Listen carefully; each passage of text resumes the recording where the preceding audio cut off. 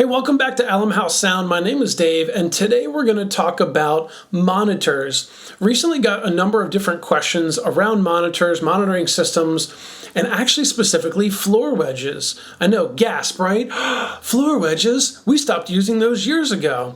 And with the move and shift to in-ear monitors being very prevalent and the more common way to go these days, not many people are talking about wedges, but this person writes in, and his name is Larry Cavalucci with some numbers afterwards. I'll put it on the screen here. I won't read the whole thing, but effectively what he talks about is this.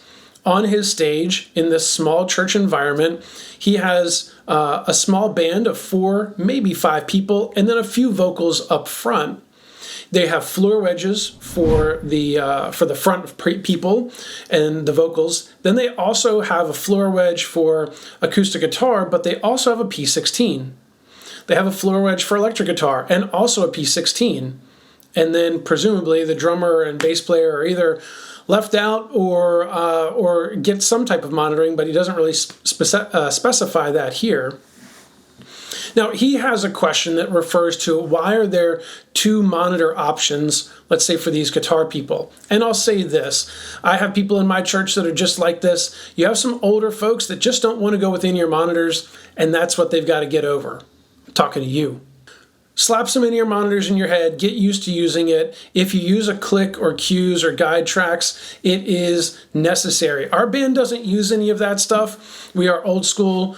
We just click it off or acoustic guitar starts, and once the drummer starts going, well, the drummer runs the show in terms of tempo.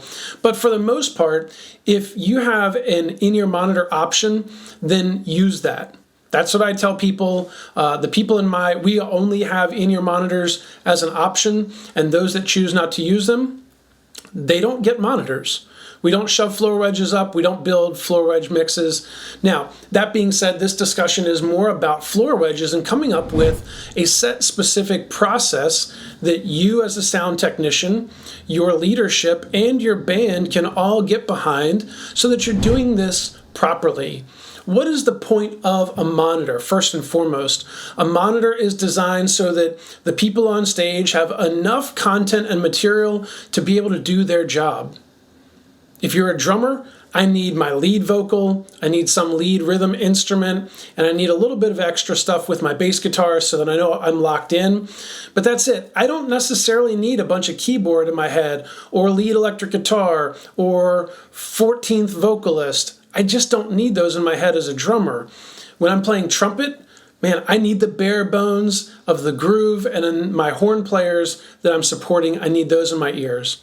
If you're a worship leader, typically you're going to want whatever the lead pitched instrument is. If that's you on guitar, I'm sitting here acting like I'm playing guitar, but if that's you on guitar, well, you want that in your head. You want a little bit of everything. What do you not get, especially if you've got floor wedges? You're not going to get a perfect concert sound on stage. If you have floor wedges, they are specifically supplemental to the house PA. What do I mean by that? Well, you've got speakers that are facing out towards, well, you guys, they're facing out towards the audience or the congregation, and those speakers are going to create some house sound. You're going to hear that on stage. You can't get away from it. There's also going to be some natural stage volume. If you've got live drums, if you've got any natural acoustic guitar, even your vocals, you're going to hear some of them on stage.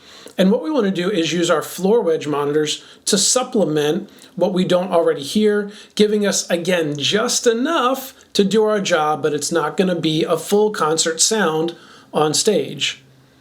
Now, in this case, it sounds to me like there are floor wedges up front for the front line, the vocals. There are also floor wedges in a middle or back line position for these guitar players. So as a process, how do we set this up so that it's not crazy and chaotic and out of order? The way we do this first is we get the band to use whatever monitors we have, bare minimum mix on the monitors to support the front of house sound. And the sound tech has to get the front of house sound sounding as good as they can with the band as minimally comfortable as they can be to get through it, because we're going to build that sound in the room.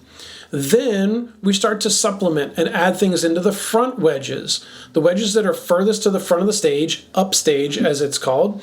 We're going to set those instruments into that monitor so that the frontline vocals are comfortable.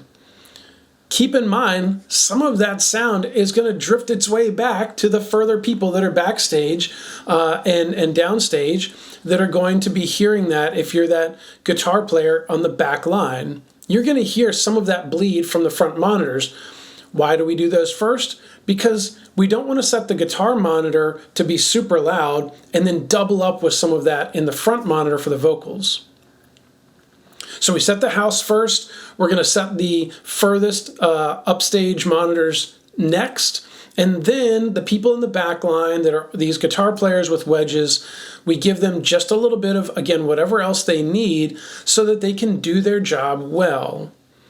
A lot of times I joke with my band when they're on stage and they're like, my monitor just doesn't seem right today. Now, they've got a phone app that they can mix their own monitors, and we've trained them on it.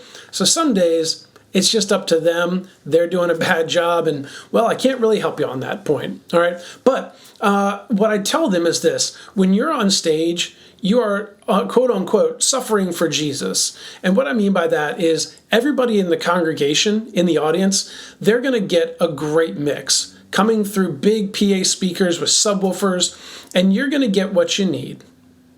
And it's not going to sound great. It's not going to sound amazing. It can sound good if you paid attention in my class, in my workshop about how to mix your monitors, and somebody may be able to help you out.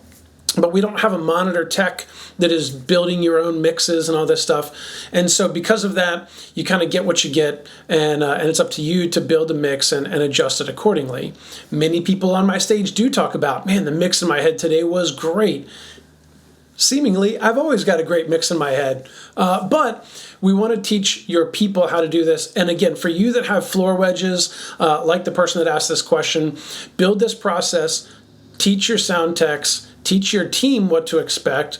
So it's going to go from the front of house to the upstage people, then to the downstage people. It's going to work its way back, and your band is going to have what they need to do a really good job of leading your congregation in worship. Hey, I hope you found this discussion helpful. If you've got bits to add into this discussion, do that down in the comments section below. Are you still using floor wedges, or have you made that shift to in-ear monitors? Let me know if you've got questions and comments about monitors. Happy to answer those. And if you need one-on-one specific help, feel free to go to my website and fill out the contact card that comes directly to me. That link is in the description, and I'll put it right here as well. And you can catch me directly through email. We can start a conversation outside of YouTube and get you the support that you need. Well, that's it for this video. Hit the like button, hit the subscribe button. We'll catch you guys in the next one. Peace.